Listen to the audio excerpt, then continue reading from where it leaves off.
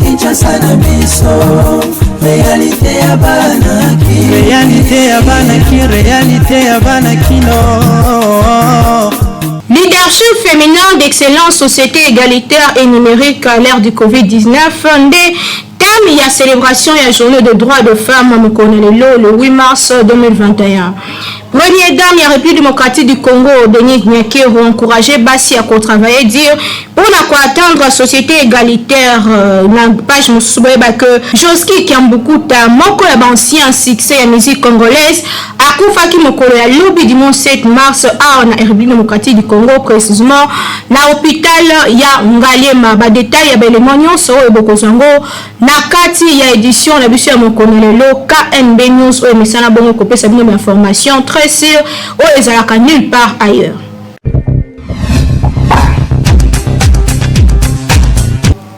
Merci la fidélité et bonne fête de femmes na basigno sobazolanda biso Mokonelelo.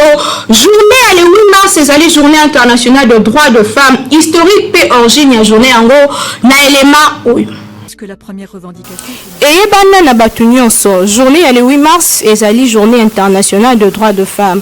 Journée ebotama na histoire ya lutte pour na ba droit ya basi, mingi penza koluka égalité ya ba chance, opportunité puis ba valeur entre basi na mibali. Lutte yango euti na continent américain pe européen, wapi basi babandaki ko bunda uta ba décennie pour na kozwa droit na musala kosilisa discrimination na musala envers basi. Ba manifestation pe ba rassemblement ya basi et banda na Europe na 1909 na Amérique pour la première fois. Journée yango ezalaka célébré le 19 mars 1911. Ezalaki pona ko réclamer droit de vote, de travail, pe kosilisa discrimination. Bongo finalement na 1977 nde Nations Unies et officialisaki journée yango na kosenga na bamboka nyonso ya mokili ba célébraka journée en faveur des droits ya basi. Occasion pour na basi ba association pe ba militante ba salaka bilan sur situation na bango na société pe résultat sur ba revendication na bango na o etali égalité de genre na mokili mobimba. Pour na 2021 sur le plan international, journée à l'élo ezali célébré na thème leadership féminin pour un futur égalitaire dans le monde de la Covid-19. Kasi thème national ezali bongo leadership féminin d'excellence, société égalitaire et numérique à l'ère de la Covid-19. C'est un communiqué publié na ONU Femmes la veille à journée à l'élo, basi ya mokili mobimba, bazali ko mérité à venir moko libre sans préjugés, pe égalité na ba domaine nyonso ya vie, bango bazali ko senga basi ebele na ba poste et ba prise de décision ndeti a na République démocratique du Congo, gouvernement elingi di matoko senga que basi bazala mingi na ba ministère o ezali bongo clé. Occasion pesa melibiso pe to pesa bonne fête de droits de femmes na basi nyonso ya République démocratique du Congo, mingi ba jeune fille o bazali na avenir moko liboso. Boyeba que le 8 mars ezali synonyme ya kolata liputa te, kasi journée à le 8 mars ezali bongo journée à réflexion pour na mwasi nyonso o azali ko bunda pour na kozala distinguer pe utile na société. Mwasi ozali na valeur et sengeli omi pe sa valeur yeba ke cerveau ezalaka na sexe te, donc ozali pe na mayele na eloko ya kopesa na société na biso. Kinshasa eleki partout. Toujours na cadre ya journée à l'élo ezali bongo journée dédiée pour la droit de femmes, ba maman congolaise to pe bana ba fille bango nyonso ba yi bongo ko réagir pour na etali journée à l'élo ni ezali ko signifier pour na basi ya Congo bazali bongo na micro ya Peggy Ilunga. Vraiment za mukolo ya esengo pour na biso ba mama nakala na to mona ngosu do mona ngo na mama na biso nzuzi wa mbombo azaki mama moko gouverneur ezalaki sengo makasi. Donc na époque na biso ya mikolo o toza suku ba mama to kozala na simate parce que le 8 mars est tomboli biso. Le 8 mars ezaka ya kolata liputa te parce que tolata liputa depuis kala. Biso toza ba mama ya ba bantu toza na Afrique maputa totiaka liboso yango tolata chaque jour. Mais un jour o eza ya kotombola ba mama to zwa valeur ya ba mama to kende to sala misala oyo mibali ba koteki na kosala biso pe ba mama to banda ko sala ngo. Donc le 8 mars ndenge yeng et couper ce sous ba mama makasi ya kotelema ya ko sala musala to tombola le sous le kumo na biso ba mama. Mwasi paza la mwasi eza kaka teke alata liputa. Mwasi d'abord na eza bizaleli. Mwasi kotanga ifo mwasi ayeba na kati ya société aza utile. Conseil na opesaka le 8 mars eza mikolo okolata liputa po kende nango barke.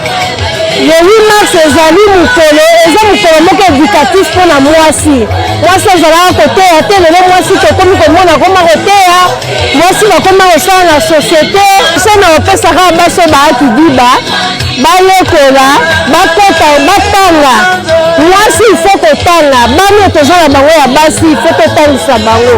Po un jour bakola bazala pe bato. Bazala utile na basociété nyonso. Mpona nga le 8 mars ezaka maputa te. Le 8 mars eza conscience ya kibo mwasi oyo nyonso aza mwasi oyo aza na besoin ke mboka na ye ezala bien, société ezala bien, makambo nyonso ya avance akozala ke te nabongisa koto ezalaki koto natambolaki mabe nabongisa. Donc eza nango te ke kaka fo nalata liputa toni liputa tolata na biso kaka symbole kofinika nzoto mais kolata liputa eza te ke le 8 mars nde yango wana. Le 8 mars eza koyeba ke mwasi aza nani. Eza kaka kokena bar, komela masanga, kosala ambiance, mais eza journée où réfléchir qu'est-ce que tu peux faire. C'est ça. Na foyer na yo, na église, na environnement, na société. Bon, journée de la femme pour na ndenge zelaka, eza sans impact. Vente eza te, côté kaka bongo, mais ndenge pende ezalelaka, eza bongo te. Engi koloba ke mwasi pe aza na capacité kosala musala ndenge mibali bazosala. Bapesi biso pe priorité ya mwana mwasi pa koyeko kozala député, mwana mwasi pa koyeko kokonza mboka oyo, mwana mwasi pa koyeko kosala misala oyo mibali basalaka. Yango lelo eza journée na biso ba mama. Nga azoteka fufu mais 17h na okanga parce que eza mukona biso. Mbongo eza na maboko te yango nazoteka pona luka mbongo. So na zimbongo na sina bongisaki pe liputa oyo bango bazotia lokola liboso na olata pe liputa nanga mpona kosepela po eza journée na biso ba mama. Na bomba ekutu mbongo nanga na kozala pe na kapela na kosomba pe masanga na sombi pe liboki ya ngulu na kwango ya pembe na meli pe na sepeli. Eza ke chaque année tozala plus ba mama oyo ya mutu ya ba mama ya bilamba te, ba mama ya robeta ba papa te po asombi bilamba te, ba mama oyo ya makasi ya bokasi oyo nzambe asala depuis ebandeli ya mokili. Mwasi eza te ke mwasi azala rideau ya ndako, femme de ménage te. Mwasi il faut akende ta mosusu atanga na parlement wana eza mibali kate. Basi wana baza kuna baleki biso na eloko moko te. Eza kaka kozwa conscience ya kibo mwasi après okozala lokola bango. Na ngambo na bango ba mama ya GSA ba célébrer ki pe journée o ya le 8 mars bazala ki bongo mokolo lobi dimanche na Béatrice Hôtel bazali na miko ya Beni Mambi pe Hervé Zaka. Ani Danilo mwasi ya patron ya GSA pe staff ya ma femme o ba travailler na direction générale pe ba filiale partenaire bazalaki na Béatrice Hôtel dimanche 7 mars o pour na ko célébrer journée mondiale de la femme. Na ba femme nyonso o ba travailler na société na bango. Après programme oyo pesamaki na modératrice, journée oyo ezalaki pédagogique pe festive au même moment. Ba mama ya GSA ba apprendre makambo belé sur la femme dans la société congolaise, ba métier, santé, motivation pe expérience ndenge na ndenge et caractérisaki célébration ya journée oyo. Musique, ballet, humour, Liana Komela, ba photo souvenir na mabinende et soukisaki journée oyo. Ezalaki dédié na toutes les femmes du monde, peu particulièrement les ba femmes ya GSA. Merci madame Annie Danilo pour na ba initiative ya boye. Société ezalaka esika ya esengo. Surtout pour la ba maman, bonne fête na bino. Kinshasa, eneki partout. Quelques femmes, il y a IDPS qui bat ça, bah politicienne, bah il bon qu'on réagir par rapport à la journée, à le 8 mars, journée, ils allaient bon dédié pour le droit de femmes, bah ça là qui n'a micro, il y a héritier Lukonge. Merci la président de la République. Na ninga yobi ko kanisa ba mama ninga lo bana biso pour la parité mosala sali vraiment to sepeli mingi po to mona 30% eza respecté partout. Alors pene oko ya mokolo ya mois de mars pona ba mama nyonso ya République démocratique du Congo oyo ngai na kambaka na parti na ngai IDPS Kibasa. Vraiment eza mokolo oyo ke biso ba mama to telema parce que to yebi tem na biso ni ezoloba eza malamu ke biso ba mama to ba ko telema makasi to sa misala ni biso to za na ba occupation ya misala na biso en même temps misala parti ya ndako il faut mama e ba ko se départager pona ko organiser ba mikolo na ya misala mingi esengaka moni misala o ba mama bazu eza misala facilité tango mokonza mboka telemi ya pesi biso nzela wana ya moment to zo telema tango mama na ndako je crois que mama ko tika mutu musala mbela papa biloko te mama sala kata tona ya za na fatigue ya sala ka ba papa banzima ba mama me ba mama wana ba sala pe ba ko kabola ngonga na bango pona ko sala musala ko kipe foyer na bango e roza malamu mingi na place to sa misala roza malamu po mama za ba tunyo so na kati na ye mama azali bonne mama akako sala bouton ya mwana soki ekoyi donc komi pe couturière mama pour la mukatongo po moko kotela bango ma ya moto pona oyo ba sokola kama ya moto donc ezaka beaucoup d'amour beaucoup de courage yo moko ebi ba na yo ebi ba o balinga kolala mingi donc la veille il faut balala pe avant pour na tongo ba mukantoto makasi donc obongisa bongo na tongo wana au planifier faut ça la planning na yo pour biso nyonso pe ba bandaki na numikie nous fallait beaucoup de courage au lamuki obongisi na nubana ba oya mike na nuliboso po bango bazaka na bakapis soki basisi pongi bien fait obongisi bango ya na tongo wana mike olatisi bango soki poza na ndeko moko asungaka yo ensemble vous faites ça pour ba la base en arrêter donc papa pe ce qui maman a vraiment organisé à côté kaka na ranger à bana mais ce n'est pas à lui de s'inquiéter pour ceux qui y est pas yibi ke bana na baza bana biso nyonso ceux qui y a un attend à kokota côté logo qu'on a na pati moi c'est la première éducatrice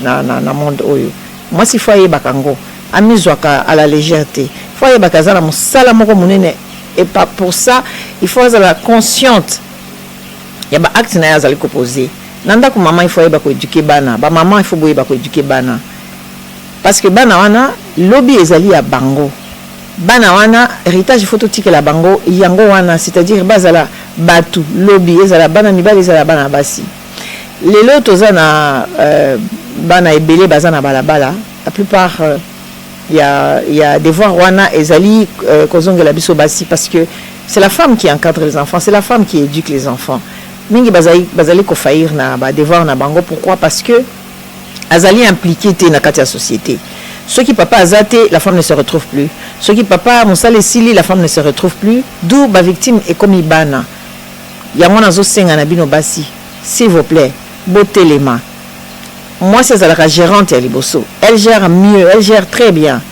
alors faut boye baka tango za pembeni ya papa po na yo ezanini pembeni na ye kozala kilo te pona ye kozala charge te pona ye oza mosungi na ye ozali ko compléter papa d'où et ya lobby et ya lelo papa il faut yeba que soka zate maman za capable ya ko perpétrer comme na ye libota wana ezala toujours Nathan ezala toujours bien bana bazala toujours bien surtout batanga surtout bana batanga tolobela oyo etali politique na journal na biso boyeba que Félix Antoine Tshisekedi Tshilombo président de la République akitaki mokolo lobi na Kinkole wapi asololaki na bapêcheur badetail ya masolo na bango elongo na Nathan Siata.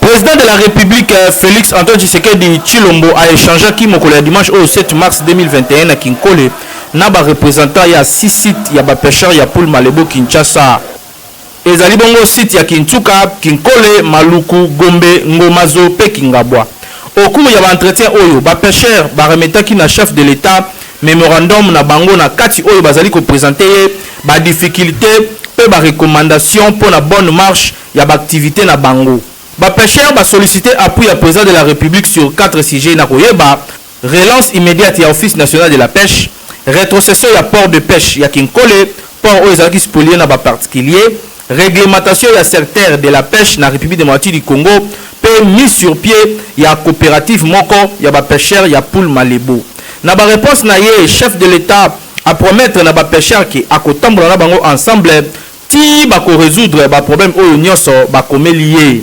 Ezali particulièrement cas ya spoliation ya port ya Kinkole awa chef de l'état sur place à Senaki na bourgmestre ya Nsele à s'investir pe a zongisela bato oyo port na bango po basala musala malamu sino te ba sanction ekolanda ye. Nangina lo banabino que na yoki na emanso olombi pe désormais tokotambola na bino elongo tokoka kosilisa moko na moko ya baproblème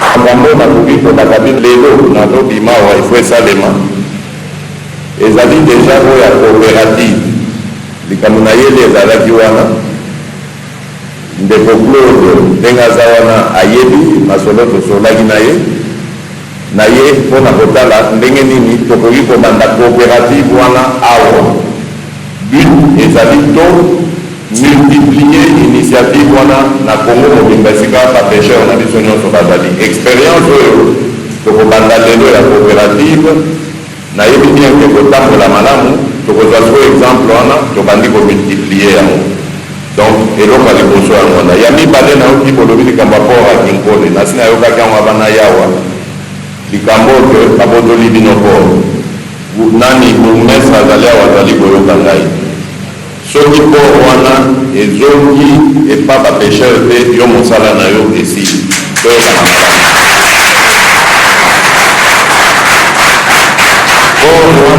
toyokana bosala makambo bosalaka bobotola bango bor wana bosala siko le contraire bozongisela bango bor wana soki na représente lisusu soki bor wana ezongi epa bapêcheur te yo mosalano abobia oyo ya misato naza kopromettre bino ezali likambo oyo ya office national ya pêche. Après intervention na ye oyo basepelaki nango makasi, président de la république akendaki na port ya Kinkole esika apiaki kokonstate ye moko ndenge nini site oyo ezali spolié pe eta ya nzela oyo ezali ya kobeba makasi. Avant ya kokite na cité ya Kinkole, président de la république Félix Antoine Tshisekedi Tshilombo asololaki ye moko na foule oyo bazalaki kozela ye liboso ya maison communale ya Nsele. Likambo etali poule Malebo kolongwa Kintsuka koleka na Gombe koleka na Kingabwa Kinkole Malukuti komatati na Yumbi solution ekozwama toyoki maemanso bandeko na biso bapêcheur balobi nalobaki na bino ke awa union sacrée esalemi kisalume banda gouvernement oyo ezali koya oyo tobengi gouvernement ya baguerrier bazali koya kosala guerre contre pasi ya mwana Congo. Makambo maso natangeli bino wana ekozala bachantier ya gouvernement wana yango wana esengeli topesa na loboko tosimbana notala ndenge tokoki kokende liboso mpona mboka na biso.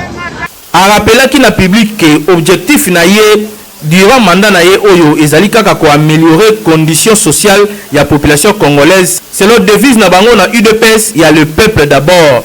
Kasi après ayaki kosenga na ba compatriotes na ye batika likambo ya tribalisme pe bazala ensemble pona totonga Grand Congo. Kinshasa et l'équipe partout.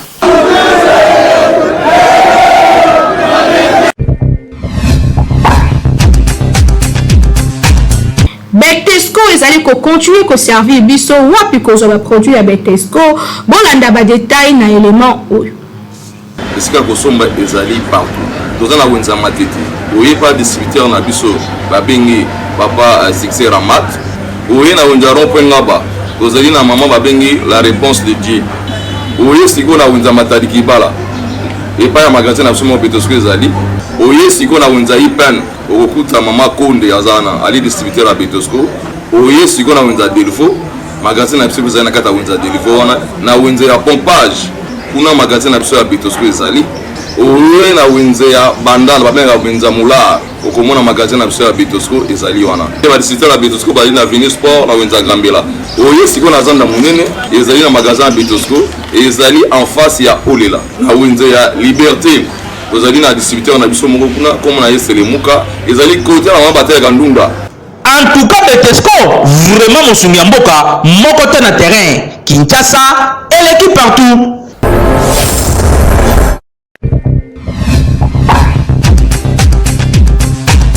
KNB News, ils ont continué à faire sa émission ya Kitoko Bilengeli Ngeli, nulle part ailleurs, première chaîne d'information en continu Kasina Lingala, bolanda émission o esalami mokola lelo.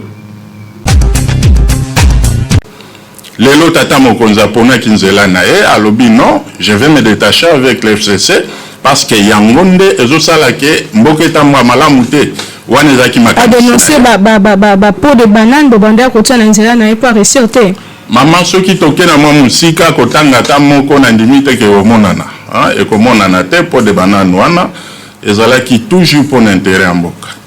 Alors, question peut-être au Ngaki Kotuna Banda FCC Kei et l'Okonine Salami, peut-être, yon de Kozane Yanokope Sawana, mais Ndenyana Ebeli et l'Okozate. Et l'Okozate. Tout est de la union sacrée. Aux alliés politiques, aux analysés Makambo, aux autres, la musique, la mboka, gestion et ambition, mon copain Moussousou, avenir et union sacrée, aux hommes, on avant toko manager soit ambition nanga kito zonga nanu na yango moko union sacrée maman journaliste à mission mibale ya ko informer pe ya kopanza sango ya koyoka biso ko tuna biso mituna est-ce que zana muto ko définir nga union sacrée zani union sacrée ezani parce que bato belé na tuni ba question union sacrée zani Moussoussa répondre non, c'est la vision du chef de l'État. Nazongeli Sousmotuna, vision chef de l'État Zanine, union sacrée. On doit comprendre. Jusque-là, pour moi, l'union sacrée, c'est vraiment un monstre à plusieurs têtes là. Où on ne sait pas exactement. Ce que c'est qui projet, programme et gouvernement, l'on comprendrait. Bakota na détail, bisabiso, tina union sacrée, même au bazo ba vision à chef de l'État. Cette vision-là, c'est quoi? Tobaki yango ne bande ya journal oyo moko ya ancien succès ya musique congolaise ayebaki kokufa Joski Kiambukuta akufaki mokolo lobi na suite ya longue maladie oyo awumelaki nango bolanda ba détail na élément oyo ya Nathan Siata. Artiste et musicien Joski Kiambukuta oyo bazalaki kobenga mingi Josex akufaki mokolo ya dimanche oyo 7 mars 2021 après maladie ya tango moko ya molayi. Nouvelle oyo ezalaki confirmé na mwana na ye oyo bazali kobenga mpoi oyo azalaki pe garde malade na ye na clinique Ngalema esika wapi azalaki interné depuis semaine eleki. Joski Kiambukuta Londa azalaki grand auteur, compositeur pe interprète ya banzembo ebele ndeti Chandra na kati ya orchestre ya OK Jazz ya tout puissant Luambo Makiadi esika wapi asalaki succès vers les années 90. Joski Kiambukuta abandaki carrière musicale na ye na kati ya groupe African Fiesta pembeni ya le célèbre docteur Nico Kasanda. Après quelques années ayaki ko intégrer groupe ya OK Jazz ya Luambo Makiadi esika wapi asalaki pe ba tourner ebele na grand maître Franco Luambo Makiadi. Après liwana ye Joski Kiambukuta ayaki ko évoluer na kati ya groupe ya bana OK ya poète Lutumba Simaro Masia na 1994. 9 ans après a décidé ki ko sala carrière solo kasi na Europe na ville ya Paris.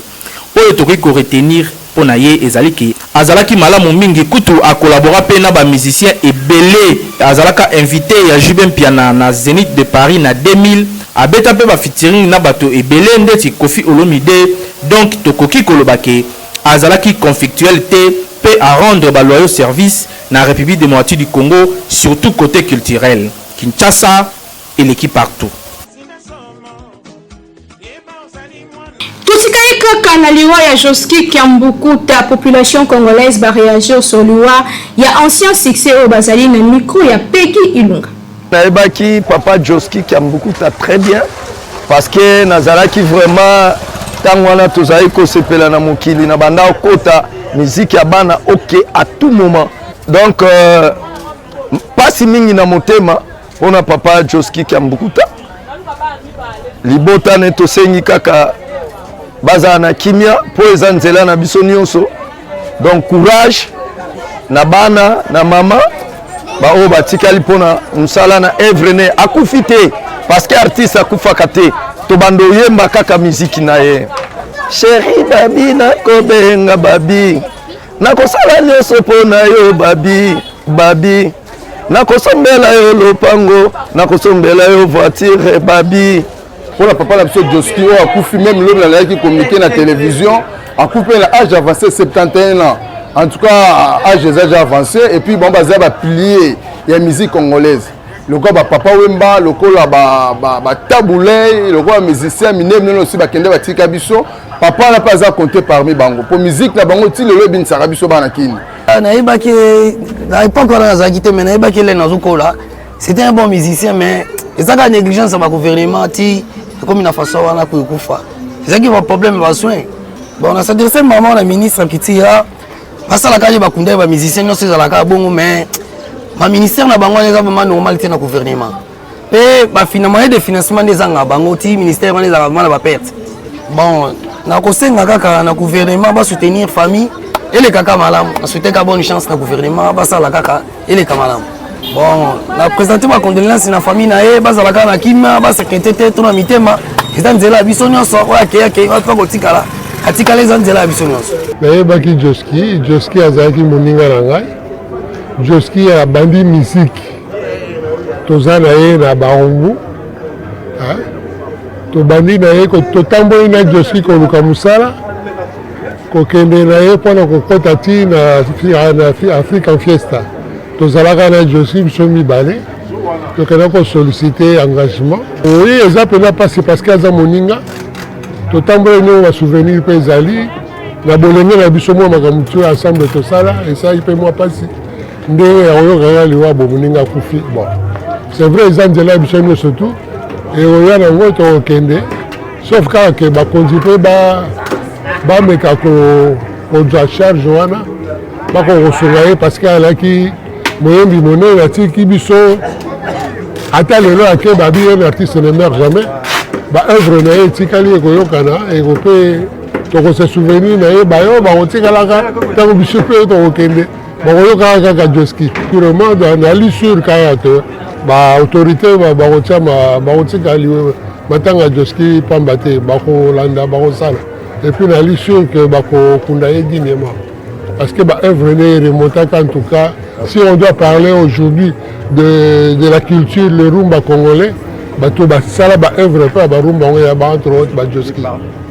Édition mokola lelo commune asuka merci intention na bino bapreta ki nga bisika nyonso na mokili momba neyimi ana République démocratique du Congo merci l'équipe technique et rédactionnelle ya KNB News na sima caméra o tozalaki bomo na Hervé Zaka a tozalaki na Alpha Molenda réalisation et simama kibongo na papa Timothée Kayemende abande ko bongisanga pe ko balusanga mutubo neti na filma ko réalisation moko na lelo topé supervision et simama kibongo na Nathan Siata o azali bongo na niveau ya résinga la bino to kutani mikolo ezali koya na souci moko ya ko servir bino kasi tika lobako bonne fête de femme na basi nyonso mokili mobimba mingi basi ya Kinshasa pe ya République démocratique du Congo ngala bino to kutani mikolo ezali koya